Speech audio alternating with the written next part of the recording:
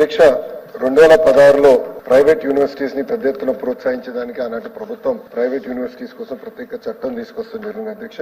దాంట్లో భాగంగా అధ్యక్ష అభివృద్ధి వికేంద్రీకరణ అనేది కూటమి ప్రభుత్వం నినాదం. దాంట్లో మీరు చూస్తే సెంచురియన్ యూనివర్సిటీ ఏకంగా విశాఖపట్నానికి ఆనాడు తీసుకొస్తాం జరిగింది అధ్యక్ష.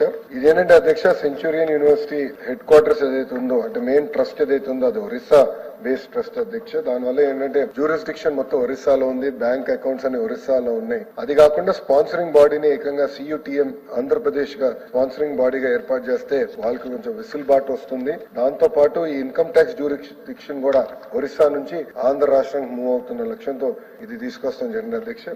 ఒకసారి సెంచురియన్ యూనివర్సిటీ గురించి చూస్తే వీళ్ళు కూడా సుమారుగా 75 ఎకరాల్లో 4,75,000 స్క్వేర్ ఫుట్ బిల్డింగ్స్ ఏర్పాటు చేశారు అధ్యక్ష. 23 ప్రోగ్రాములు, దాంట్లో 2,550 మంది విద్యార్థులు, 132 మంది ఫ్యాకల్టీ మెంబర్స్ ఉన్నారు అధ్యక్ష. 8 centres of excellence, 3 incubation centres కూడా ఉంది అధ్యక్ష. ఇది ఒక మాట చెప్పాలంటే వీళ్ళు చాలా అద్భుతంగా ఈ స్కిల్ డెవలప్మెంట్ పైన ఎక్కువ ఫోకస్ చేస్తూ జరుగుతుంది అధ్యక్ష.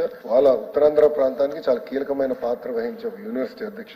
ఈ అమెండ్మెంట్ ఎందుకంటే యూనివర్సిటీస్ లో ఏం చిన్న మార్పు చేయాలన్నా మన చట్టాన్ని సవరణ చేసుకోవాల్సిన అవసరం, అందుకే ఈ అమెండ్మెంట్ ని తీసుకొస్తాం జరిగింది అధ్యక్ష.